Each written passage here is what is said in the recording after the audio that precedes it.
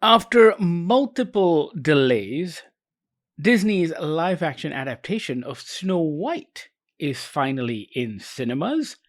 But before we get into it, I thought we should give people a timeline of events that led up to this movie being released. And I say that because I can't think in recent memory of another movie that has been plagued with bad press as much as this one. And also bad press that isn't always warranted. So, Snow White, if you don't know, is the jewel in the crown of Disney. And I don't mean that it's their highest grossing movie or even most popular movie, but I mean it is the thing that put them on the map back in the 1930s. First ever feature animation.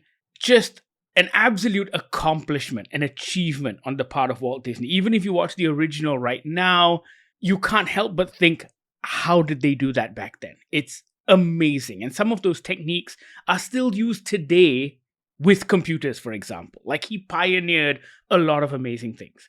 It is iconic. So, when they announced in 2021 that they were going to do a live-action Snow White adaptation, everyone figured this is the bomb. Because everything they'd done so far, even though it didn't necessarily receive critical acclaim, had made them a ton of money. Jungle Book, Lion King. Lion King made over $1 billion at the box office. So Snow White was going to be the surefire hit.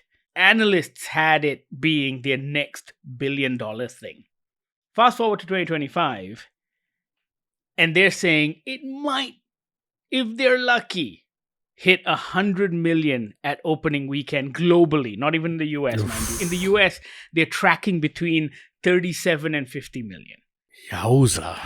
How did that happen, you ask? Before we get into the controversy, I think a lot of how that happened has to do with the state of America and the world at the moment, in the sense that the culture wars are a real thing between conservatives and liberals, and it's kind of permeated into every aspect of our conversation. And so, in an interview, when Rachel Zegler jokes about Snow White, the original, being dated, and how the new version is going to be a more PC woke version, obviously, it kind of divides people down the line. Now, I have a theory about this, Bahir.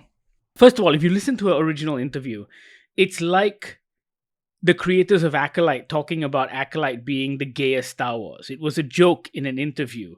Right. But you can't make jokes in interviews because it's going to be misconstrued 100 different ways when it's being seen in print. That aside, I have a theory. My theory is that whether they choose to admit it or not, Americans have an attachment to Disney. Because Disney has had such an overwhelming influence on the American culture that they find it very difficult to let go of what Disney means to them, of that nostalgia, of that wholesome family friendliness of it all. Of their version of Disney. Correct. So when Yes. someone comes along and says, look at me, I'm brown, I want to change things up, there is an idea in their head where they think, no, Disney is mine. We see it with comic book fans all the time. Yeah. And we see it actually in various fandoms all the time. I think that kind of drove all of the negativity, especially towards Rachel Zegler, because I'm not saying Rachel Zegler isn't at fault, but I'm blaming Disney PR more than Rachel Zegler, only because she was super young at the time, and They didn't come out to help her out. not only that, but they didn't train her. Yeah. Like, for me, if you sign a contract with Disney, I think you have to sign away some of your opinions. But Uma, you can't ask a millennial to do that. Well, that is what it costs to work for Disney, though. That's the tax you pay, in my opinion. Like, the only person who can get away with it seems to be Mark Ruffalo. I don't disagree with you, because the way I see it, it's the way newspapers are like that. Football teams are like that. Correct. There's constantly a fallout over like LGBTQ plus flags on the football fields, and how some people don't want to support that because of religious beliefs, etc., etc. And And I guess on some level I agree with you that when you go to become the face of a thing for a company like Disney, maybe just not say certain things. More so if you're the face of Snow White. I think you know what it is. The problem is it's this American thing of this is my chance to make a difference. This is my shot. This is Chappelle Roan essentially blaming the music industry for not giving musicians healthcare. Yeah, I agree with you, but I also feel like this is one of those things where if everybody just acts like a better adults, I think we'd be okay. Oh, 100%. But of course, we can't expect that from the internet, right? And so that's what happened. So Rachel Zegler stirred some controversy with her statements about Snow White being woke and politically correct. And then there was an added controversy more recently because she tweeted about Trump, or she was anti-Trump. And of course, in America right now, you're either with us or against us, right? And that stirs even more controversy. Then to add to that, enter Peter Dinklage. And this is another funny story because Peter Dinklage, probably the most successful small person in cinema history, thanks to Game of Thrones, he comes out on a podcast where he wasn't necessarily there to talk about Snow White, but he just goes, "Oh yeah, they're making a Snow White. That is so dated. I don't want a movie where dwarves live in caves." He hasn't seen Snow White in a long time. They work in the cave. They don't live in the cave. They actually live in a really nice house. But Yes. anyway, this, I think, freaked out Disney PR. And so that led to some interesting decisions down the line. And then there is Gal Gadot. Oh, yeah. Everyone's favorite Israeli person. And she stirs up even more controversy. Even before October 7th, people were already iffy about Gal Gadot. After October 7th, with Rachel Zegler being pro-Palestine and Gal Gadot being pro-Israel. Now, we have no idea if they actually have beef, but of course, everyone talks about it as if they have beef. And so there's all of this stuff happening. And let me tell you, this is unusual for Disney. Yeah. Till today, it feels like Disney doesn't know how to handle a situation like this, where, oh God, our stars are speaking out and having public opinions about politics and things. Yeah. And because of that, this movie ended up being the sacrificial lamb, if you will. And I say sacrificial lamb because I'm sure a lot of you who listen to this podcast would have either heard us talk about it or you've read about it, about how Disney has scaled back marketing for the film. It feels like everything they're doing just implies that they want to get it over and done with. And so that is where we find ourselves today with Snow White. It's out in cinemas. There isn't the usual hype that goes behind pushing a big tentpole like this one. Because yet again, this is Snow White. Everything feels a little muted. And Disney has had a very controlled release. Even in the US, the red carpet premiere was just for trusted, friendly press and KOLs. There was a premiere in Europe, which was in Segovia, which is where the castle in Snow White was kind of inspired by. Also very limited. I think it was only 100 people or something like that. All of this is unusual for a massive premiere for a movie that costs about $200 million. All right. That is where we are now. Oh, wait, one more thing. Okay. There was a photo leak of a group of people. And I can't remember which newspaper it was. Most likely the fucking Daily Mail, because it's the Daily fucking Mail. Anyway, so someone leaked the photo. It went viral on the internet. And it had a group of funny-looking people of different heights. And everyone went, oh my God, Disney is not using dwarves because of Peter Dinklage. And they're using magical creatures in inverted commas. Now, the word dwarf isn't mentioned at all in Snow White. However, I'm happy to report that there are dwarves, and there are 7 of them. They are of questionable CGI, but they are still in the movie, and they sing hi-ho. And the photo that was leaked was actually a different group of characters. The problem is, when that photo was leaked, Yeah. the problem is Disney didn't come out to debunk it. And that's a Disney policy. They are very terrible at this sort of thing. And I think if they came out to debunk it and did some PR work, it wouldn't have reached the stage it did. But of course, everyone went nuts on the internet, thinking that there weren't going to be dwarves. Mm. In an interview with Variety or The Hollywood Reporter, Mark Webb, the director, said, "Oh, we were always going to have dwarves. But whether they were going to use real people or CGI people, for me, is the actual controversy, because they decided to go against using actual dwarves and use CGI dwarves." Thank you, Peter Dinklage. But for me, I feel you've taken the job away from 7 dwarves who already have very little work in movies and television. Yeah. I know we've been speaking for quite a while and we haven't spoken about the movie yet, but I'm curious. I don't know any dwarves. I don't know how they feel about this. However, when I think of Snow White and I think of dwarves, I don't think of actual dwarves, like real world midgets or dwarves. I think of the fantasy dwarf Yes. from Dungeons and Dragons Yes. and from The Lord of the Rings. Yes. And for me, that connection isn't there unless someone actually points it out. So I didn't necessarily see it the way Peter Dinklage did with regards to, oh, dwarves living in caves. I'm like, well, that's the Lord of the Rings dwarves, not human being actual real world dwarves. Yeah, but I guess also at the same time, it's not for us to say what another person should or shouldn't be insulted by. Oh, sure. But I think that statement is also what Peter Dinklage should have realized, right? Because the little person who was on Jackass, he came out and criticized Peter Dinklage for it. So a lot of them have also come out against Peter Dinklage for essentially ruining what could have been 7 people's career-making movie, right? And I think Agreed. you, as a member of a race, of a religion, of a situation, cannot proactively take offense on behalf of said party. And I think when you do, it almost feels worse than us normies calling them dwarfs or midgets.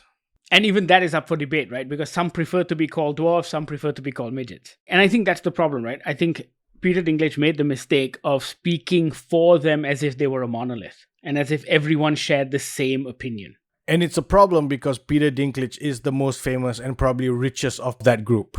You can feel insulted because you've done Game of Thrones and have made Game of Thrones money, but don't stop the rest of us potentially getting a Game of Thrones style job. And the reason I wanted to talk about all of that is because I think sentiment like that can affect how a movie performs, whether or not it's any good.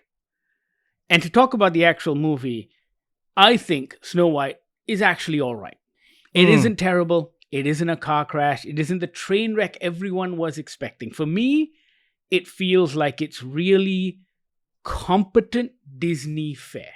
And when I watch it, even the PC wokeness of it all isn't actually a thing. Yeah. Like, I watched the original Snow White, and there is no way you can make that movie in 2025. You cannot, under any circumstance, depict a female character as being that helpless in 2025. Yeah. It just doesn't work. It was just utterly jarring. Like, there is a famous sequence when the queen tells the huntsman to go into the forest and kill Snow White. Both of those sequences happen in the movie, the live action movie, and in the animated original. And I think the change in the live action movie is actually incredibly powerful and makes sense. In the animated version, she just kind of screams and looks all pathetic. And then the huntsman goes, "Please run, I can't do this. You're so beautiful and pathetic. I can't kill someone so beautiful and pathetic," essentially. He doesn't say that, but you know what I mean. Yeah. And in this one, Rachel Zegler is shocked, but she kind of just stands there and goes, "Why?" And I thought that was incredibly powerful because it isn't like she went all kung fu and kicked his ass, but that was enough to kind of turn him, as opposed to being all, "Oh, woe is me." So in that sense, I thought all of those decisions worked. Like, I thought the updating, and the reason I like the Snow White so much is because the one thing we always complain about is we, as a rule, feel like these live action remakes are unnecessary, but they make the studio a lot of money, so they keep making it. We think it's unnecessary, and we always say a live action remake has to justify its reason for being. And so far, I can't think of a single one that has justified its existence. I think The Lion King kind of justified its existence from a technological standpoint. Like the tech used in that was amazing, and sure, that was used in other movies and that was like a proof of concept, but it's not enough, right?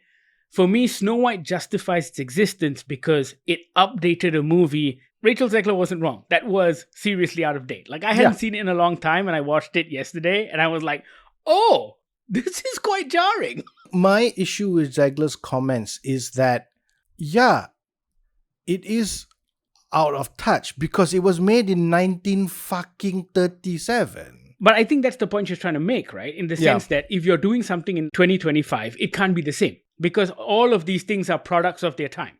Yeah, but I think the problem was her comment about it made it feel like that movie was wrong and I'm going to fix it. I think that's what was taken out of context when you listen to the quote versus reading the quote. That's the problem moving forward, right? The original is bad.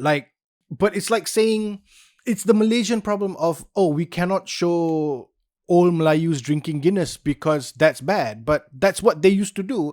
We're not saying it's okay, but that footage exists. We cannot just ignore it. Correct. And I agree with you. I think the updating for the film was fantastic. I think that moment you said where Rachel Zegler's Snow White is confronted by the huntsman, she takes it, I wouldn't say she takes it on the chin or takes it in stride, but she's ready to accept her fate, to accept that situation. She faces it with strength as opposed to cowering in fear. And I thought that was great. All of that was beautiful. I'll tell you what I enjoyed first before telling you what I disliked, right? Okay. I enjoyed Rachel Zegler. I thought she's got a magnificent singing voice. We all know that already. Yeah. And she was really, really good in the part. And I thought what she did with the character worked for a 2025 remake and a 2025 audience. Yeah, I mean, I've got goddaughters who are 9 and 11 or 10 and 12 now, and I don't think they would be able to sit through the original Snow White. I don't think they can relate to that character on screen anymore, just because of all the things they've grown up watching. I really enjoyed the music, but that's because it was composed by people I like, mainly Benjamin Pasek and Justin Paul, who did La La Land, Greatest Showman, Dear Evan Hansen. I love the music for all three of those things. I know you don't. I mean, I love the La La Land soundtrack. I still listen to it constantly. I hated the movie. The soundtrack is like on heavy rotation in my playlist, but yeah. They've added a few songs, they've removed a few songs. Someday My Prince Will Come has obviously been removed because they've changed it. It is now a roguish ruffian who falls in love with her. It's not just a random prince who climbs up a castle and shows up one day while she's singing a song. Yeah. They've added an I Want song at the beginning. My favorite song, and this is the song that I think is going to do gangbusters on TikTok. You know what I'm talking about, right? Mm-hmm. It's not Waiting on a Wish. It's Princess Problems. Yeah. Like, as that song was going on, in my head, I'm like, I got some princess problems. I mean, like, it is an incredibly catchy song. Yeah. It's a very 2025 song. I can see all the memes in my head already. I think that song is going to go gangbusters on TikTok and Instagram and all of that stuff. But yes, I enjoyed the songs. I thought that it was a beautifully shot movie with regards to the cinematography. However, there were things about it that I thought kind of shrunk its scale a little bit. All of the indoor stuff felt like it was very set-like. Yeah. And whenever that happens, and it was the same with The Little Mermaid, whenever that happens, it feels like the scope and the scale of the movie gets significantly reduced. The CGI dwarves were an absolute travesty. I don't think kids are going to notice, but I was just like, holy uncanny valley, Batman. This is not good. And just stop giving Gal Gadot work. Like, her politics aside, she is an awful actor. Like, it is so kaku and cringe, dude. Like, every time she was on screen, and thank God she's not on screen a lot, but every time she was on screen, like, I was squirming in my seat because it was so bad. I don't know how else to describe what Gal Gadot does to this movie other than saying the movie screeches to a halt whenever she's on it. It can't physically stops. The movie just halts. It's weird. It almost feels like Mark Webb is like, oh, I guess I have to get Gal Gadot to do something here. Because it's like we spent too much time with Snow White and the bandits. I guess we have to cut back to Gal Gadot. We have her in the movie. What can we do? I guess she could just stand there and talk to the mirror again. I guess. it doesn't move the story along ever, right? The first time she shows up, it's like, okay. And then after that, every time she shows up, it's a reaction to Snow White. It's always a reaction to Snow White. She has no reason for being. Gal Gadot's Evil Queen has no drive because she's already got the town. She's already got the power. So she has no reason to keep pushing. So the problem is, anytime you cut back to Gal Gadot, she's just like, yeah, I'm still the prettiest one here. And then, you know what I mean? Like, the story can't do anything with that Evil Queen. Yeah. The problem is you have to cut back to the Evil Queen because it's Gal fucking Gadot. You've paid her to be in the movie. You gotta show her on screen. But good God, it's just, the movie stops when she shows up. Yeah, dude. It's Yeah. really not great. Back in 2021, I think they probably thought they struck gold. I mean, Rachel Zegler was recommended by Spielberg Yeah. to Mark Webb, and that's how she got the job, apparently. And she was huge after West Side Story. It was her breakout role. Nobody knew who she was. And Disney probably thought, yeah, we got this one in the bag, baby. And then they cast Gal Gadot, who was also very big back in 2021. Wonder Woman and all of that stuff. 2021, Wonder Woman 84 came out in 2020. Justice League came out in 21. Red Notice came out in 21. So she was on her way up. Also, it feels like when they were writing the songs, they forgot that they were writing them for someone who cannot sing. Yeah. Because every time Gal Gadot had to sing something as well, it just sounded awful. Like she could barely talk her way through those songs. Like Michelle Yeoh was better in Wicked. Yeah, that's true. Those are the pros and cons. But on the whole, I think at the end of the day, it's about how this movie makes you feel. Yeah. And when I was in the cinema, I was not having a bad time. With the exception of whenever Gal Gadot was on screen. But otherwise, I was not having a bad time. I had a lot of fun. I thought Rachel Zegler carried the movie. As far as live action remakes go, I probably enjoyed this the most. I know that's not saying much, but I did have a good time at the cinema. Sure, I was expecting a car crash, but I think this one performed a lot better than that. It didn't just exceed that minimal expectation. Mm.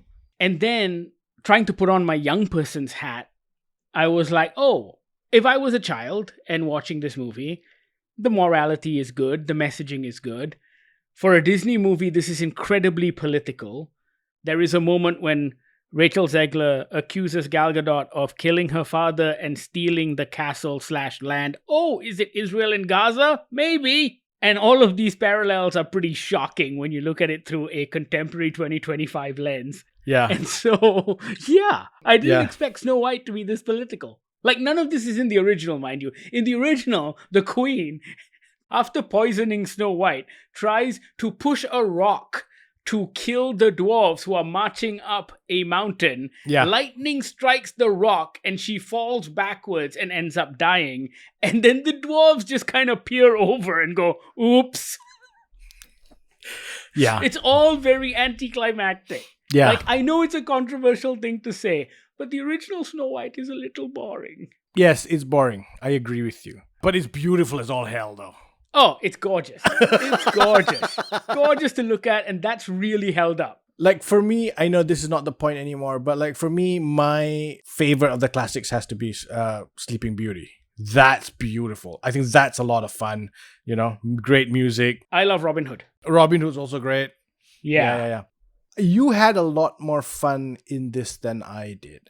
And a lot of it had to do with the music, mind you. Like, I liked a lot of the bops. My thing was that I didn't feel that they were bops. The opening song was fun. I think the princess song is cute.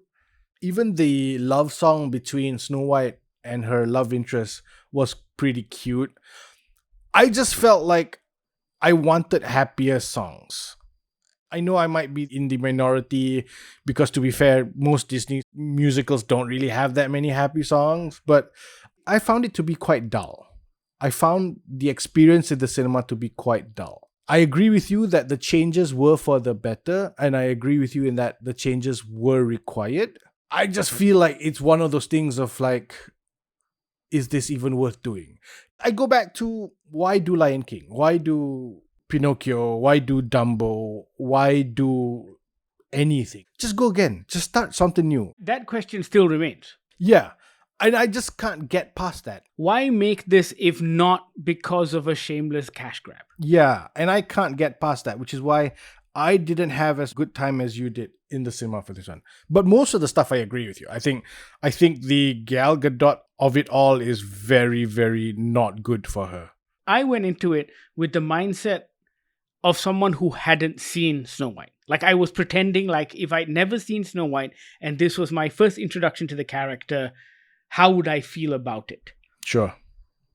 And that's why I think the additions worked for me, because they were interesting and fun additions. Like in the original, obviously, we don't see her parents. We don't know what happened to her mother or her father.